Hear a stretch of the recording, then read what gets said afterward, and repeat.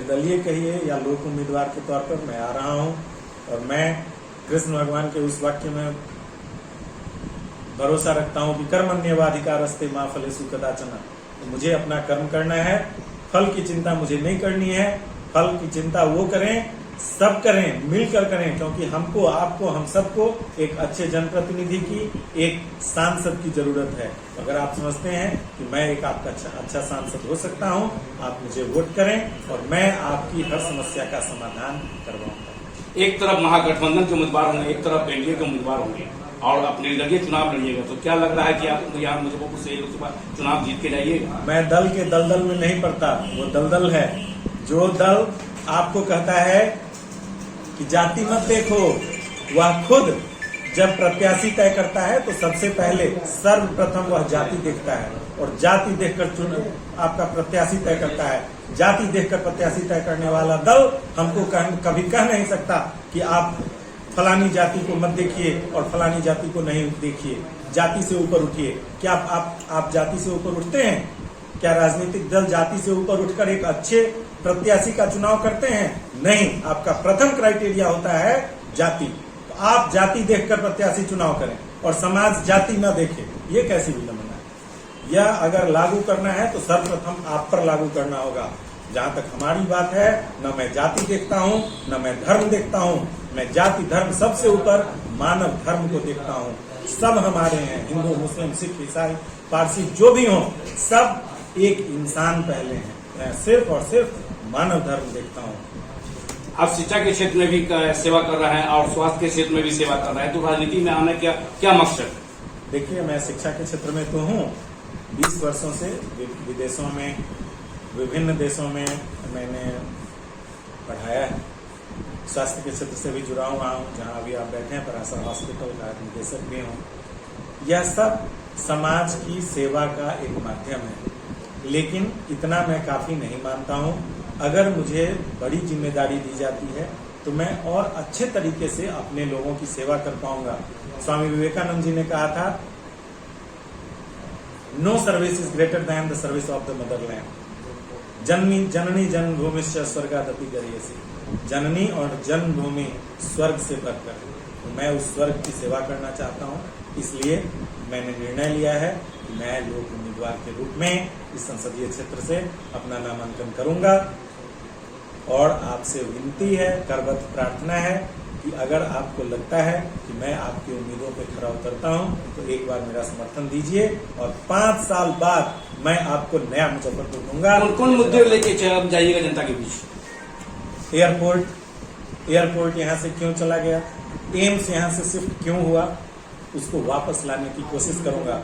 स्वास्थ्य सुविधाएं, चाहे वो SKMCH हो या फिर सदर हॉस्पिटल हो, डॉक्टर हैं तो दवा नहीं, दवा है तो भवन नहीं, भवन है तो नर्स नहीं। ये सब स्थिति कब तक चलेगी? इन सब चीजों को बदलना पड़ेगा और इन सब के मूल में फिर आपका जनप्रतिनिधि होता है। उसके अलावा सड़क है, बिजली है, पानी है, शहर का सौंदर्यीकरण है, बहुत सारे मुद्दे हैं। इन सब चीजों को लेकर शहर में मेट्रो की स्थापना है। अगर पटना को मेट्रो मिल सकता है तो हमारे मुजफ्फरपुर को मेट्रो क्यों नहीं मिलेगा? हम दूसरी सबसे बड़ी आबादी है बिहार की। मुजफ्फरपुर शहर सबसे बड़ा शहर है पटना के बाद, इसलिए हमको मेट्रो मिलना ही चाहिए। उसके लिए संघर्ष करेंगे और मुजफ्फरपुर को मेट्रो दिलवा कर देंगे। निर्दलीय कहिए या लोक उम्मीदवार के तौर पर मैं आ रहा हूँ और मैं कृष्ण भगवान के उस वाक्य में भरोसा रखता हूं कि कर्मण्येवाधिकारस्ते मा फलेषु कदाचन। तो मुझे अपना कर्म करना है, फल की चिंता मुझे नहीं करनी है। फल की चिंता वो करें, सब करें, मिलकर करें, क्योंकि हमको, आपको, हम सबको एक अच्छे जनप्रतिनिधि की, एक सांसद की जरूरत है। अगर आप समझते हैं कि मैं एक आपका अच्छा सांसद हो सकता हूं, आप मुझे वोट करें और मैं आपकी हर समस्या का समाधान करवाऊंगा। एक तरफ महागठबंधन के उम्मीदवार होंगे, एक तरफ एनडीए के उम्मीदवार होंगे और आप निर्दलीय चुनाव लड़िएगा, तो क्या लग रहा है कि आप यहाँ मुजफ्फरपुर से लोकसभा चुनाव जीत के जाइएगा? मैं दल के दलदल में नहीं पड़ता, वो दलदल है।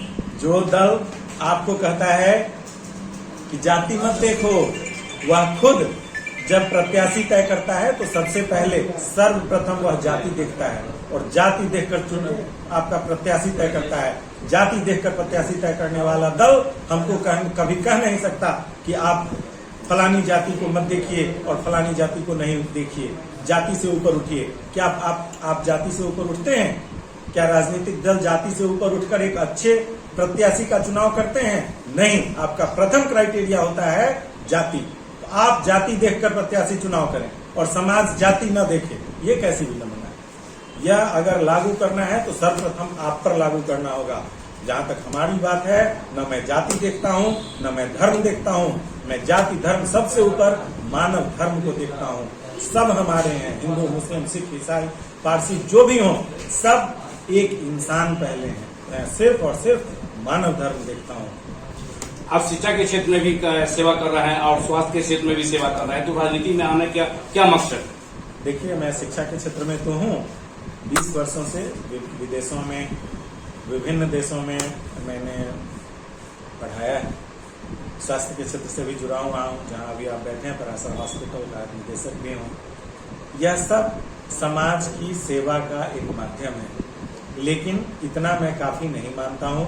अगर मुझे बड़ी जिम्मेदारी दी जाती है तो मैं और अच्छे तरीके से अपने लोगों की सेवा कर पाऊंगा। स्वामी विवेकानंद जी ने कहा था, no service is greater than the service of the motherland. जननी जन्मभूमिश्च स्वर्गादपि गरीयसी। जननी और जन्मभूमि स्वर्ग से बढ़कर, तो मैं उस स्वर्ग की सेवा करना चाहता हूँ। इसलिए मैंने निर्णय लिया है कि मैं लोक उम्मीदवार के रूप में इस संसदीय क्षेत्र से अपना नामांकन करूंगा। और आपसे विनती है, करबद्ध प्रार्थना है कि अगर आपको लगता है कि मैं आपकी उम्मीदों पे खरा उतरता हूं, तो एक बार मेरा समर्थन दीजिए और 5 साल बाद मैं आपको नया मुजफ्फरपुर दूंगा। कौन मुद्दे लेके जाइएगा जनता के बीच? एयरपोर्ट यहाँ से क्यों चला गया, एम्स यहाँ से शिफ्ट क्यों हुआ, उसको वापस लाने की कोशिश करूंगा। स्वास्थ्य सुविधाएं, चाहे वो SKMCH हो या फिर सदर हॉस्पिटल हो, डॉक्टर हैं तो दवा नहीं, दवा है तो भवन नहीं, भवन है तो नर्स नहीं। ये सब स्थिति कब तक चलेगी? इन सब चीजों को बदलना पड़ेगा और इन सब के मूल में फिर आपका जनप्रतिनिधि होता है।